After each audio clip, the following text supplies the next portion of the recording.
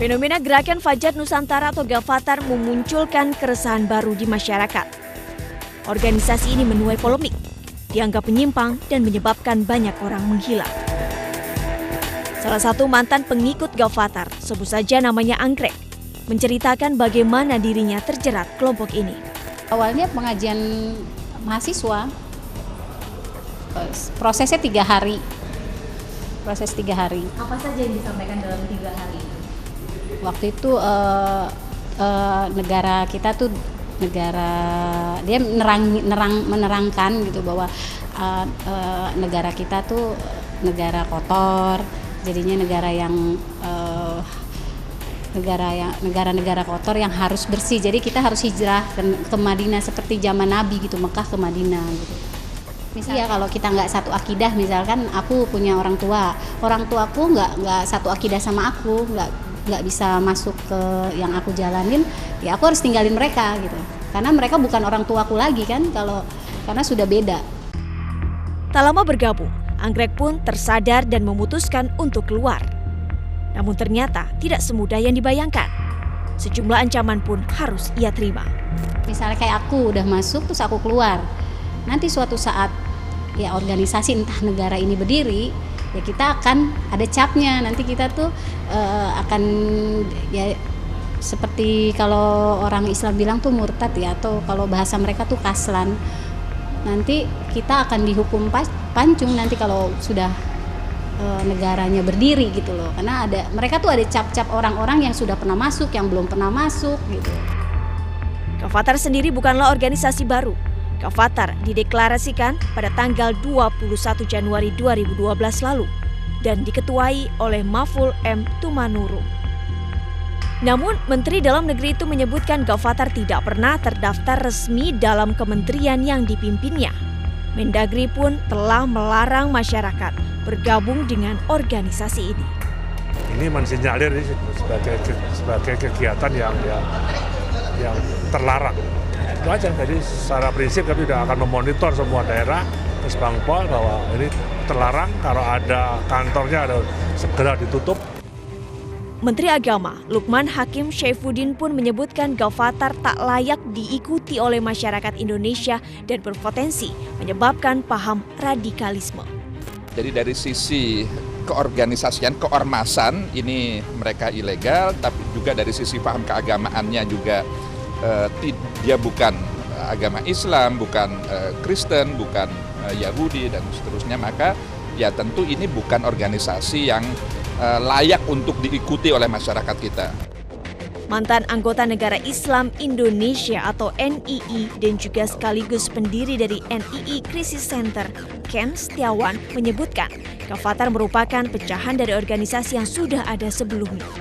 Jadi mereka gerakan underground, tapi ternyata capek juga, tidak menang-menang. Akhirnya dengan adanya konsep perubahan itu melalui Lembaga Kerasulan, Isa Bugis, NII, Al-Qiyadah, Komar, dan baru mereka muncul dengan fase yang mereka Fajar Siddiq. Sudah saatnya nongol di permukaan lewat organisasi bernama Gavatar, Gerakan Fajar Nusantara. Ken pun menyebutkan setiap orang berpotensi direkrut masuk dalam Gavatar tanpa memandang status sosial, profesi, dan agama. Perekrutannya awalnya adalah pertemanan, organisasi. Anak muda ini kan ketika dihadapkan pada persoalan organisasi, apalagi motivasinya adalah sebuah perubahan. Indonesia ini loh, banyak sekali permasalahan-permasalahan yang tidak selesai. Permasalahan hukum, kesejahteraan yang setengah-setengah.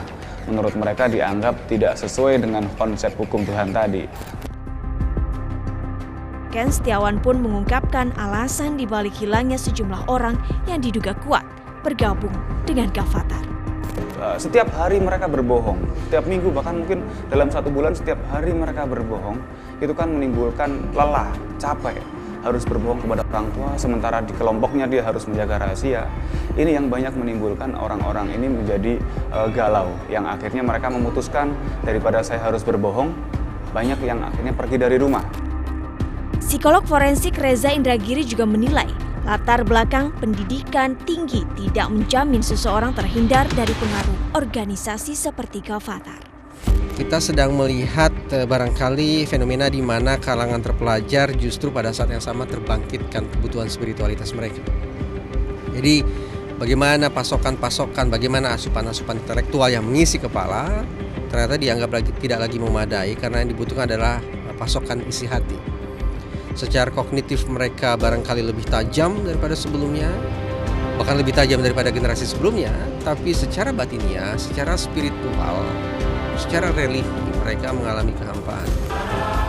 Berbeda dengan organisasi menyimpang lainnya, Gavatar memiliki cara tersendiri untuk memikat para anggota. Organisasi semacam Gavatar tidak lagi menggunakan abstraksi-abstraksi yang sulit untuk dibayangkan, misalnya surga dan seterusnya, tapi dilibatkan dalam kegiatan-kegiatan yang relatif lebih sederhana dan lebih dekat dengan keseharian kita. Kegiatan kemanusiaan, tanda petik kemanusiaan, gotong royong, donor darah dan seterusnya. Lantas, bagaimana cara menangkal pengaruh Gavatar? Pengajaran agama atau dakwah yang terlalu sederhana, ini hitam, itu putih, ini langit, itu bumi, ini neraka, itu surga, tapi tidak memberikan sebuah penalaran yang memadai tentang proses di antaranya. Saya pikir bukan lagi sebuah hidangan yang menarik bagi anak-anak muda kita. Seiring dengan ketajaman berpikir mereka, wawasan yang mereka punya, kemampuan mereka untuk berkelana di seluruh dunia dengan menggunakan media maya, itu semestinya ditimpali oleh para juru dakwah yang lebih rasional, yang memberikan ruang tertentu kepada anak-anak muda untuk berpikir secara kritis. Peran keluarga pun sangat vital untuk mencegah seseorang masuk dalam kelompok Gavatar. Yang terpenting adalah bagaimana peran orang tua untuk menjadi teman anak, bisa berdialog dengan santai. Kemudian juga orang tua itu tadi peka terhadap informasi yang ada di sekitar.